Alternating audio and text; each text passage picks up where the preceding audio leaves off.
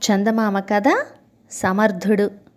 దంతపురి రాజ్యాన్నేలే మహారాజు పద్మనందుడు మారువేషంలో దేశ సంచారం చేస్తూ ఒక గ్రామంలో అనుకోకుండా ఉన్న పలాన జబ్బు పడ్డాడు. ఆ గ్రామంలో సీతన్న అనే రైతు పద్మనందుణ్ణి సమయానికి ఆదుకుని వైద్యం చేయించాడు.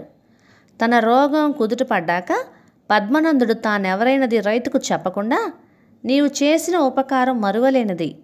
రాజధానిలో నాకు మంచి పలుకుబడి ఉంది. నీకు ప్రత్యుపకారం ఏం కావాలో అడుగు అన్నాడు. రైతు వినయంగా, నాకేం కోరికలు లేవు. నేరకపోయి నా రెండో కొడుకు దంటగుడికి చదువు చెప్పించాను. ఇప్పుడు వాడు వ్యవసాయం చేయనంటున్నాడు. ఏ చోటైనా కొలువులో పెడదామంటే వాడేమో తలబిరుసు మనిషి, అందరితోనూ కజ్జాలు పెట్టుకుంటాడు. వాడు ముందు ముందు ఏమైపోతాడో అని బెంగగా ఉంది నాకు అన్నాడు. పద్మనందుడు వెంటనే, నీ కొడుకును నాతో పంపించు, వాడి భవిష్యత్తు నేను చక్కదిద్దుతాను, నీకెలాంటి బెంగ అవసరం లేదు అన్నాడు. దండకుడు కూడా రాజధానికి వెళ్ళాలని ఉబలాటపడ్డాడు. తండ్రి సంతోషంగా వాణ్ణి పద్మనందుడితో పంపించాడు. రాజధాని చేరుకున్నాక రాజు దండకుడికి ఒక సత్రంలో బస ఏర్పాటు చేయించాడు. ప్రయాణంలో కలిగిన అనుభవాన్ని బట్టి దండకుడు నిజంగానే దుడుకు మనిషి అని, వాడు కొలువుకు పనికిరాడని ఆయన గ్రహించాడు. అయినా రైతుకు ఇచ్చిన మాట తప్పడానికి లేదు కదా. దండకుడిని సత్రంలో వదిలిన తర్వాత రాజు శమంతకుడికి కబురు పెట్టాడు. ఈ శమంతకుడు రాజ్యంలో జరిగే ఆదాయ వ్యయాలను పరిశీలించే అధికారిగా ఉంటున్నాడు.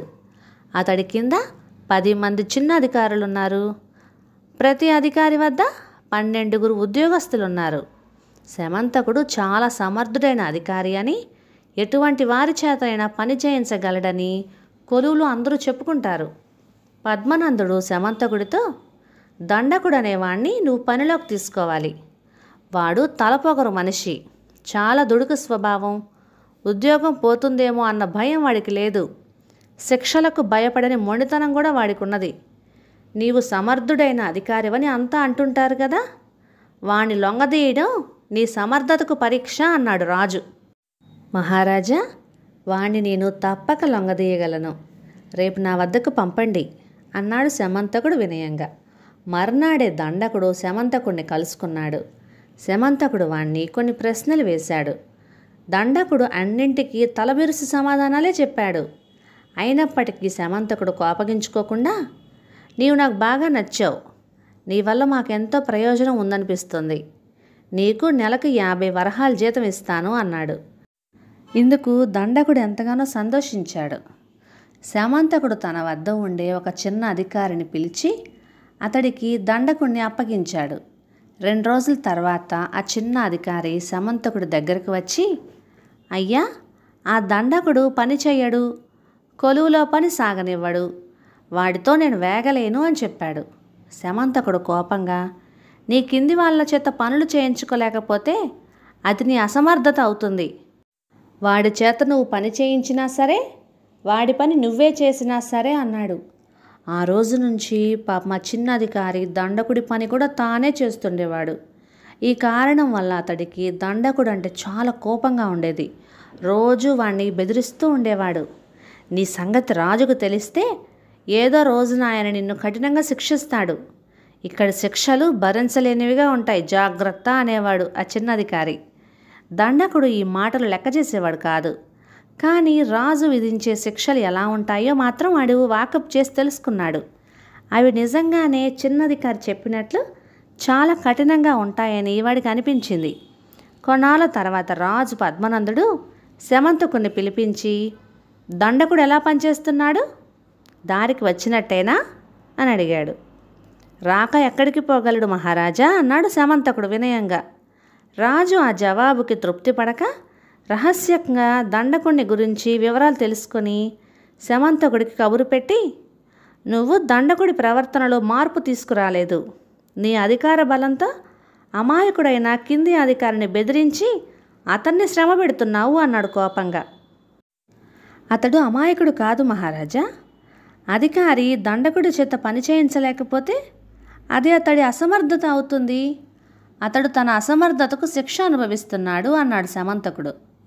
ఆ అధికారికి చేతకాని పక్షంలో దండకుణ్ణి మరో సమర్థుడైన అధికారి దగ్గరకు మార్చలేకపోయావా అన్నాడు రాజు. దండకుడి సంగతి వాళ్ళందరికీ తెలిసిపోయింది. వాడిని వాళ్ళు పనిలోకి తీసుకోరు అన్నాడు శమంతకుడు. అయితే నువ్వు నా పరీక్షలో ఓడిపోయావు అన్నాడు రాజు. లేదు మహారాజా, తమరు నాకు అదనంగా ఒక మనిషినిచ్చారు. అప్పటినుంచి అదనంగా ఒక మనిషి చేయగల పని కొలువులో జరిగిపోతున్నది అన్నాడు శమంతకుడు.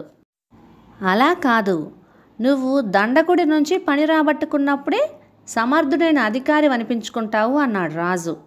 నాకు మరికొంత గడువు ఇవ్వండి, నా సమర్థతను రుజువు చేస్తాను అన్నాడు శమంతకుడు. రాజు పద్మనందుడు ఇందుకు అంగీకరించాడు. శమంతకుడు మర్నాడే దండకుడిని పిలిపించి, నీకు కొలువులో ఉద్యోగం చెయ్యాలని ఉన్నదా లేదా అని అడిగాడు. దండకుడికి ఉద్యోగం నచ్చింది. రాజధానిలో ఇంటి అద్దెతో సహా వాడికి 25 వరహాలు కూడా ఖర్చు కావటం లేదు. గ్రామం కన్నా పట్టణ జీవితం బాగున్నది.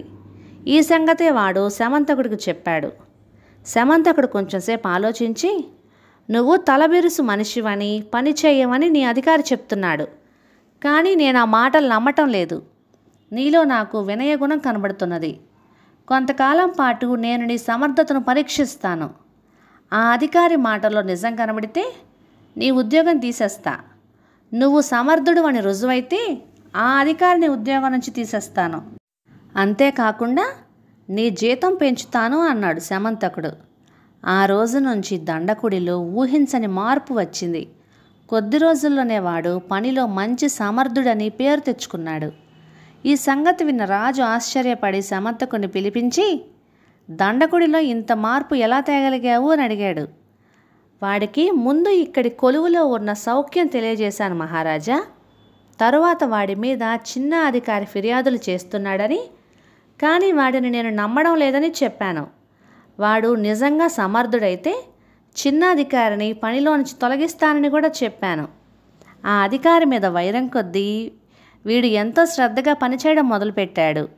ఒకసారి పనిచేయడం అలవాటు పడిన తర్వాత వాడు మామూలుగా అందరు ఉద్యోగుల్లాగే తయారయ్యాడు అన్నాడు శమంతకుడు వినయంగా. దండకుడి తండ్రికి తానిచ్చిన మాటను పూర్తిగా నిలబెట్టడంలో సహాయం చేసిన శమంతకుడిని రాజు పద్మనందుడు ఘనంగా సన్మానించాడు. కథ సమాప్తం. ఇక ఈ కథ మీకు నచ్చినట్లయితే ఇలాంటి మరెన్నో తెలుగు చిట్టిపొట్టి కథల కోసం please like, share and subscribe to my channel. Thank you.